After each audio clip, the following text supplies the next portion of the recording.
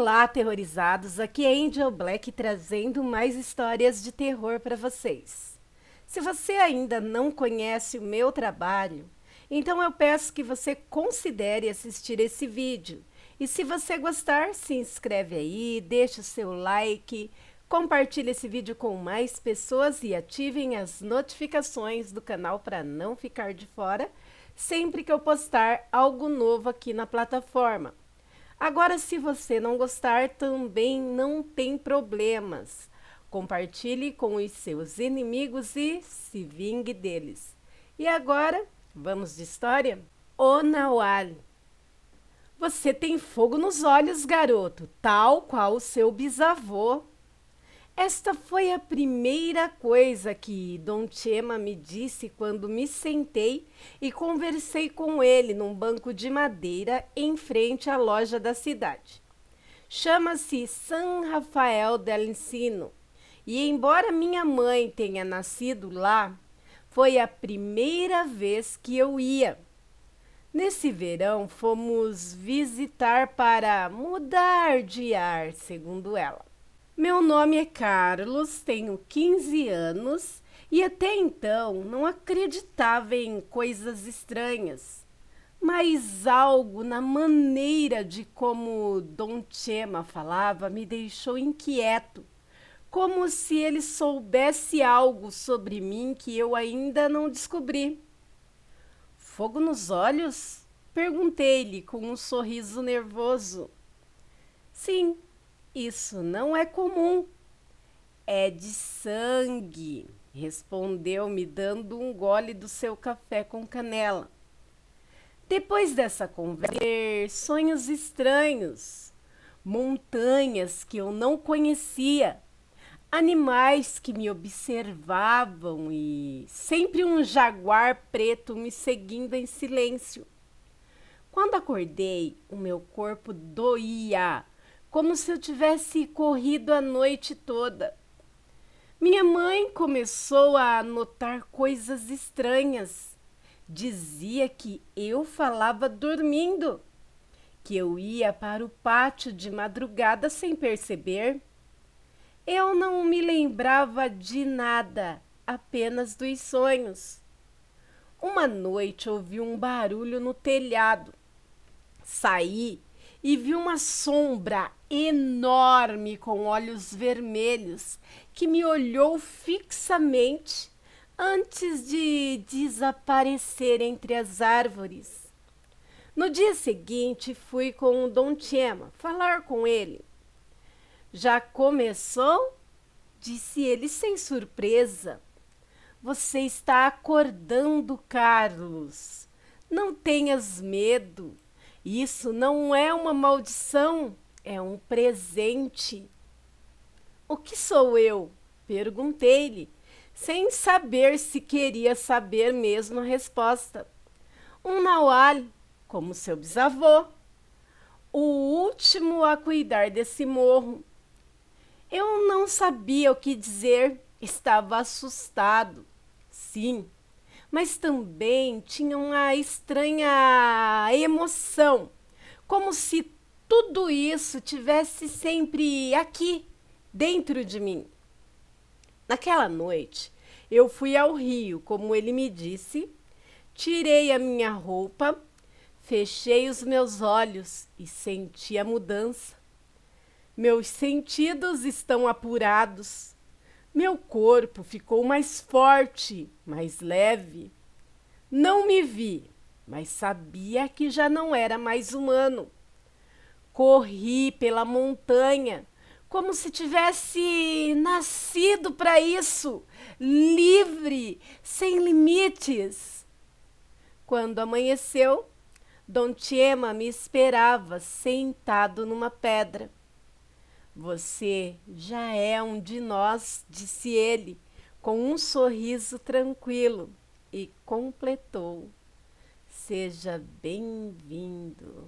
Com o passar dos dias, o meu corpo começou a quebrar por dentro.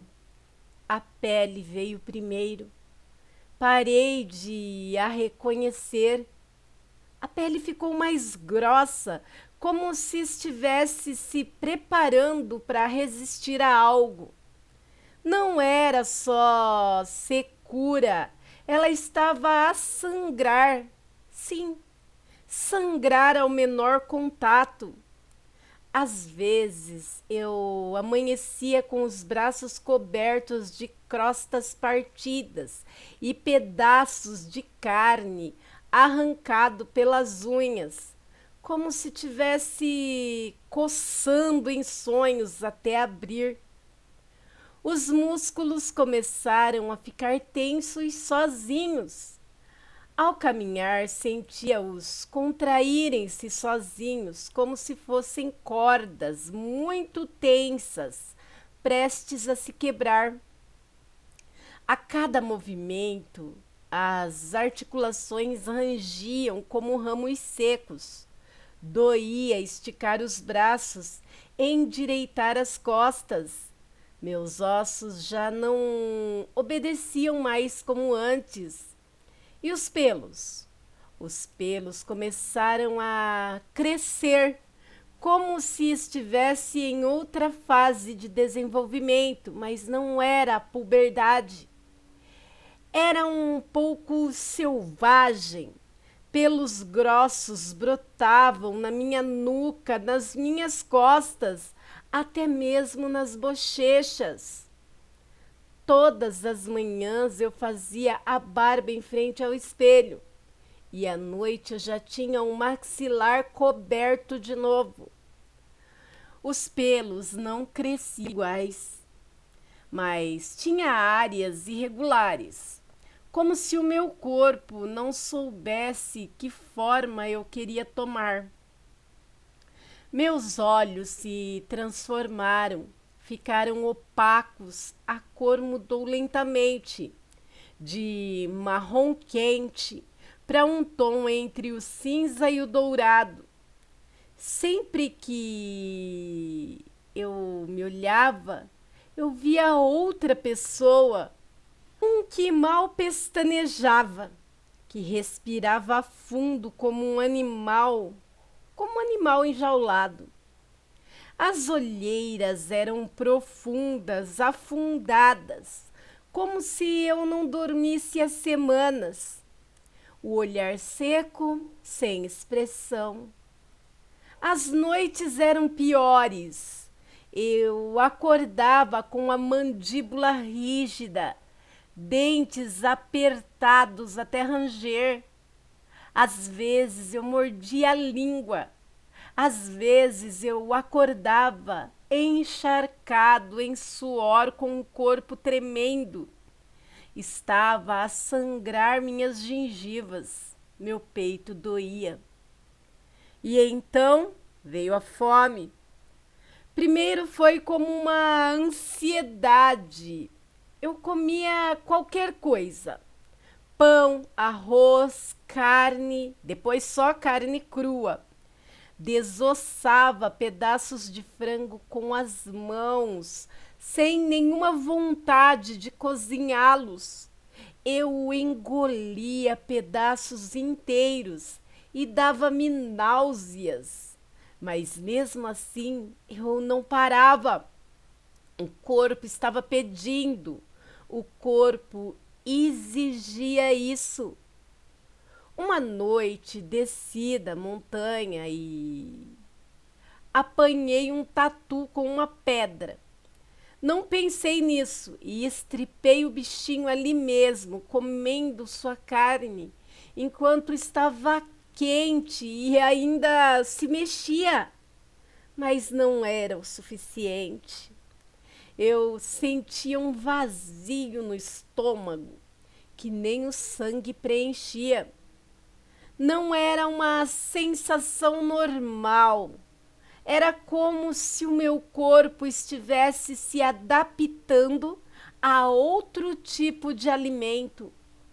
Algo que não se compra, algo que não se caça, algo que caminhava entre nós. Dom Chema reparou, olhou para mim sem surpresa. Só repetia: não temas, Você está acordando. Persevere. Mas eu não queria acordar. Queria parar de sentir. Nessa noite eu desci do morro. Ainda não decidi, apenas fui. Meus pés estavam descalços, dedos abertos, cheios de terra. Havia lama seca nos tornozelos, sangue seco sob as unhas. Eu sentia uma queimadura nas costas, como se algo estivesse a brotar da minha coluna. E então ouvi a risada da minha irmã, autêntica, inocente, perto. Meu corpo parou, mas a minha mente não. Tudo ficou tenso. Meus sentidos ficaram afiados como facas. Eu sentia o cheiro dela, sua pele limpa, seu hálito doce, o cheiro do pescoço dela, o calor do seu corpo subindo pelo ar. Escondi-me, via andar leve. Ela tinha uma trança pendurada nas costas. Mexia os braços com despreocupação. Eu queria me aproximar, mas não para abraçar, não para falar com ela. Eu queria partir-lhe a garganta com uma dentada. Eu não estava com fome. Era um desejo cego de torná-la minha através da dor, de rasgar, de saborear o seu medo, sua pele viva, sua carne reagindo a minhas unhas. Ela virou-se e me viu entre as árvores. Ela sorriu e foi aí que eu soube que eu não podia parar. Se eu desse mais um passo, não haveria voltar atrás, e eu fugi. Me afastei sem olhar para trás, com os olhos cheios de lágrimas, as mãos tremendo. Corri, corri até as minhas pernas falharem. Ajoelhei-me na terra molhada, ofegante, coberto de suor e raiva. Eu não tinha controle. Eu não era especial. Eu era um monstro. Um antigo, um que alguém tentou enterrar no meu sangue. Mas eu já estava saindo e agora eu sabia. Eu tinha cruzado uma linha.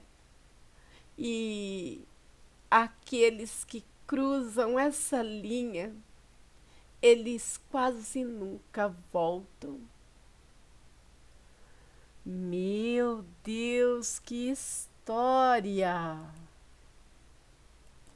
Por Mundo Obscuro e Thaís Smith.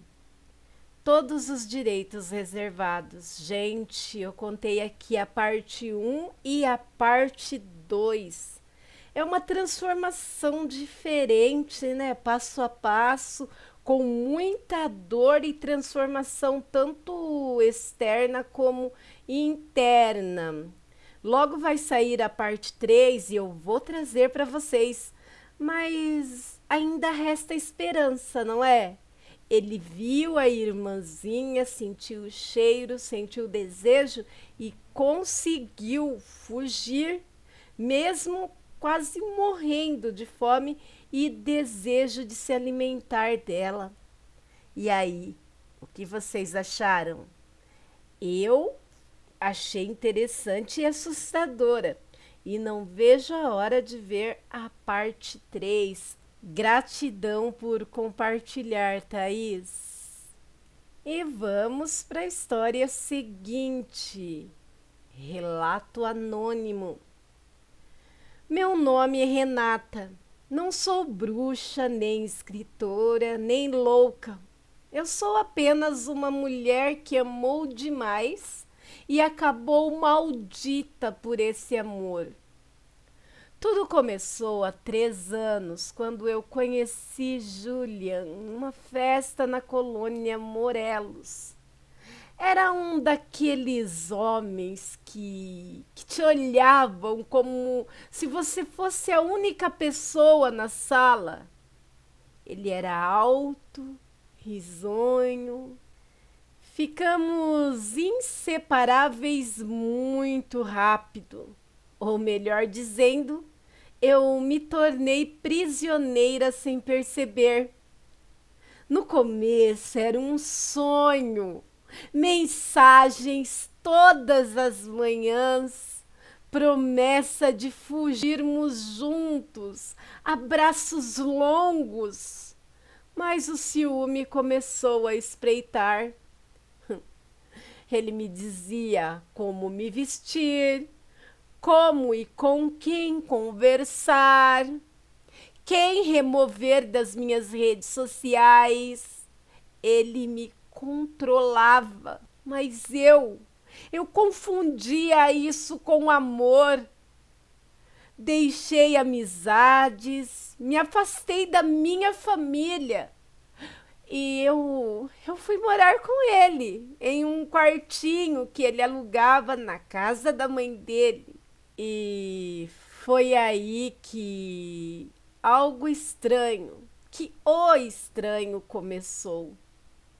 Sua mãe tinha um altar gigante para Santa Muerte, uma figura negra com uma túnica desgastadas, velas amarelas, velas pretas, fotos de mulheres, frascos com líquidos turvos e papéis amarrados com fios vermelhos. Me dava arrepios passar perto. Uma madrugada eu ouvi ela dizer o meu nome ali, em frente àquele altar. Ela repetia meu nome em suas orações como se fosse uma ladainha. Fiquei assustada e contei para Julian. Ele apenas riu. Minha chefinha quer que você fique comigo. Ela quer-te de fato. Poucos dias depois comecei a adoecer. Dores de cabeça, febre, pesadelos. Sonhava que me puxavam os tornozelos. Sonhava que alguém se sentava no meu peito com uma voz que repetia: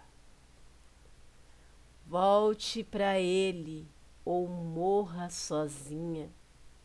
Eu acordava suando, chorando, sentindo que não estava sozinha no quarto. Uma noite, enquanto limpava debaixo do colchão, encontrei uma boneca de pano, vestida como eu, com um cabelo que parecia o meu e agulhas cravadas no coração. Fugi. Fui com uma tia para Xochimilco, mudei de número, tentei refazer a minha vida, mas todas as noites eu sonhava com ele, a voz dele, o cheiro dele, o riso dele. Eu acordava com a urgência de procurá-lo, como se uma força me arrastasse de volta. Uma manhã eu acordei com arranhões nas costas. Ninguém tinha entrado lá. Eu chorei de medo e, no dia seguinte, voltei. Julian me recebeu de braços abertos, como se estivesse me esperando, sabe? Ele me abraçou e disse: eu disse-te, tu és minha. Perguntei sobre a boneca, perguntei pelas orações que a mãe dele fazia e ele disse-me naturalmente: Foi um trabalhinho só para que você não me esquecesse.